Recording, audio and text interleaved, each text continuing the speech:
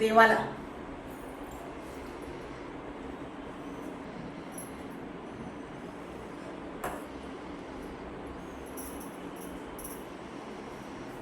श्रावण म्हटला की आली सणांची रेलचेल. दर 2 दिवसांनी कुठला ना कुठला तरी सण आहे. मंगळागौर येतेच आहे. अजून कुठल्या पौर्णिमा, आता तर उद्या आहे आपली नारळी पौर्णिमा.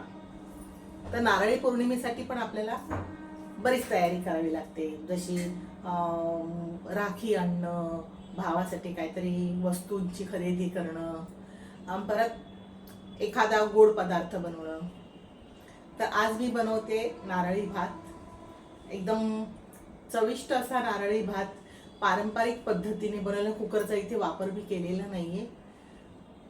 अगदी सहज सोप्या पद्धतीने तयार होणारा हा नारळी भात. थोडासा निगुतीने करावा लागतो, पण जास्त आपल्याला काही वस्तू लागत नाही. चला आपण आता नारळी भात करायला घेऊया. ह्या सगळ्या ज्या वस्तू आहेत, ह्या सगळ्या वस्तू मी एकाच वाटीने घेतलेल्या, म्हणजे सारख्या मापाच्या ह्या सगळ्या वाट्या आहेत. इथे एक वाटी खोवलेलं खोबरं घेतले. तेवढ्याच वाटीच्या प्रमाणात मी 1 वाटी तांदूळ घेतले. हा बासमती आहे. तुम्ही कुठलाही घरचा सुद्धा तांदूळ वापरू शकता, पण आंबेमोहोर आणि बासमतीमध्ये भरपूर चव येते. हा 1 कप गूळ घेतला आहे. तेवढ्याच वाटीच्या प्रमाणात गूळ घेतला आहे. तो थोडासा मी शिगोशिग भरून घेतलेला आहे. म्हणजे हा नारळी भात आहे, हा गोडच छान लागतो. थोडे ड्रायफ्रूट्स घेतले. इथे मी 1 दालचिनी घेतली, दालचिनीचा तुकडा. 2 वेलची घेतल्यात, त्या फोडून घेतल्यात अशा. आणि 3 लवंगा घेतल्यात. या 3 लवंगा घेतल्यात. जायफळ आपल्याला थोडंसंच किसून घालायचं. नंतर तूप घेतलं आहे घरचं. सुगंधासाठी वेलची पावडर घेतली आणि थोडंसं आपल्याला 2 चिमूट मीठ लागणार आहे भात शिजवण्यासाठी. सगळ्यात अगोदर आपण बेसिक तयारी करून घेऊया रेसिपीची. हे खोबरं मी ह्यात टाकते. आता ह्यात मी हा सगळा गूळ टाकते. आता हे खोबरं आणि ही गूळ ह्या दोन्हीचं मिश्रण करून घ्यायचं आहे आपण. हे एकत्र करून एक साईडला ठेवून द्यायचं आहे. आणि दुसरं तयारी करेपर्यंत हा गूळ आणि खोबरं, म्हणजे ह्यात गूळ पातळ होईल. हे आता आपण भांडं बाजूला ठेवूया. आता हे अजून एक भांडं घेतलं आहे मी. यात तांदूळ टाकते. हे तांदूळ मी 2 पाण्याने स्वच्छ धुवून घेते. फक्त एक काळजी घ्यायची, तांदूळ धुताना चोळून चोळून धुवायचं नाही. फक्त आपल्याला त्यातली माती काढायची आहे, कचरा काढायचा आहे.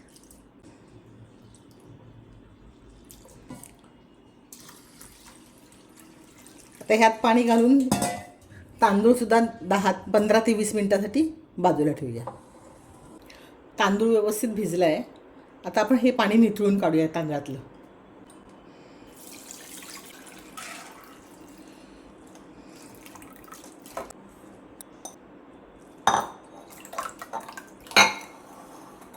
दुसऱ्या भांड्यात ठेवूया.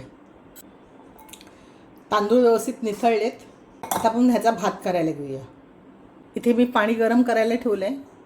1 वाटीला 2 वाटी पाणी घेतलेलं आहे. जुना तांदूळ असल्यामुळे आपल्याला 2 वाटी पाणी लागणार आहे. गॅस चालू करते. 1 चमचा तूप घालते. सगळ्यात अगोदर जे लवंगा आहेत ह्या सगळ्यात अगोदर घालते. लवंगांबरोबर दालचिनी पण टाकते.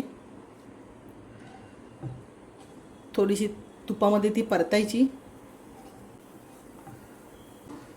त्याबरोबर 2 वेलची पण टाकते. वेलच्या मी थोड्या फोडलेल्या आहेत. सुंदर सुगंध सुटलाय. आता तांदूळ घालते. आणि तांदूळ आपल्याला 2-3 मिनिटे हलक्या हाताने परतायचे.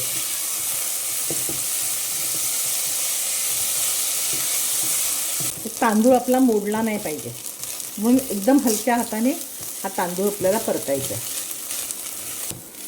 2 ते 3 मिनिटं आपण तांदूळ परतल्यावरती ह्यात पाणी घालूया गरम. जुना तांदूळ आहे म्हणून 1 वाटीला 2 वाटी पाणी लागेल.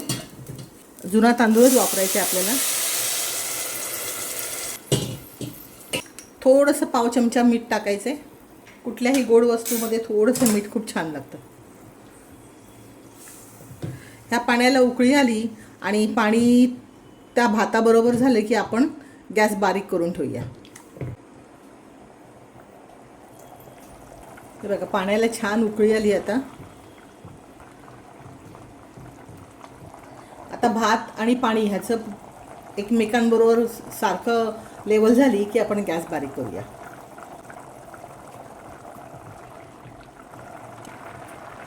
अजून सुद्धा पाणी थोडंसं वर आहे.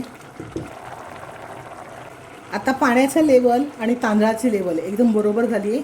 गॅस एकदम बारीक करायचा आहे आणि त्याच्यावर झाकण ठेवायचं आहे. नाहीतर एकदम जो तुमचा गॅस एकदम बारीक होतो कुठलाही, त्या गॅसवरती हे भांडं शिफ्ट करायचं आहे. हे बघा मी दुसऱ्या गॅसवरती शिफ्ट केलं आहे. माझा हा पहिलावाला जो आहे बर्नर तो काय जास्त बारीक होत नाही. आता भात चेक करूया आपण.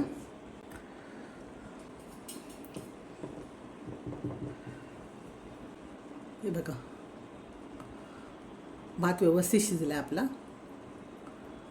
तर झाकण ठेवायचे आणि गॅस बंद करायचा आहे आणि असाच भात आपल्याला अर्धा तास ठेवायचा आहे.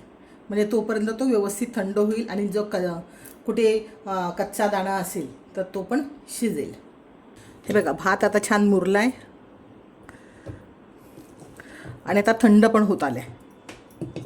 हे बघा प्रत्येक दाणा दाणा कसा मोकळा झालेला आहे. आता हा आपण इथून खालून असा मोकळा करूया.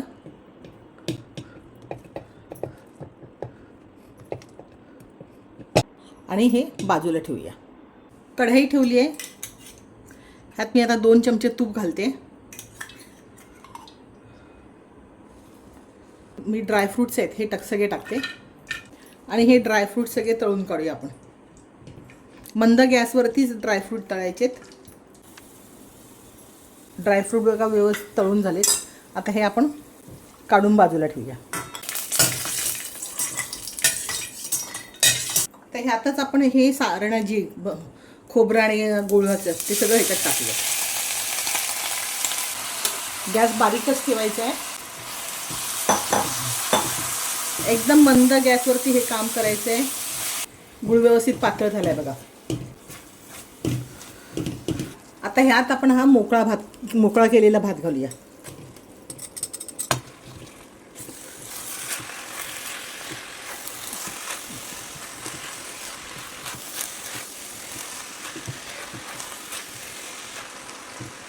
भात ह्या सारणामध्ये व्यवस्थित मिक्स करून घ्यायचा आहे. एकदम हलक्या हाताने काम करायचं आहे. भाताचा दाणा तुटला नाही पाहिजे. शीत असा अख्खाच्या अख्खा राहिला पाहिजे. आता ह्यात मी वेलची पावडर टाकते. आता 2-3 मिनटं असाच भात परतायचा आहे आपल्याला. ह्यात टाकते मी ड्रायफ्रूट्स पण जास्त टाकायचे नाहीत, नाहीतर त्याची जी ओरिजिनल टेस्ट असते त्या ड्रायफ्रूट्समुळे ती मारली जाते. म्हणून ड्रायफ्रूट्स पण जरा कमीच घालायचे. बघा भात किती मस्त दिसतो. अख्खा एक दाणा दिसतो.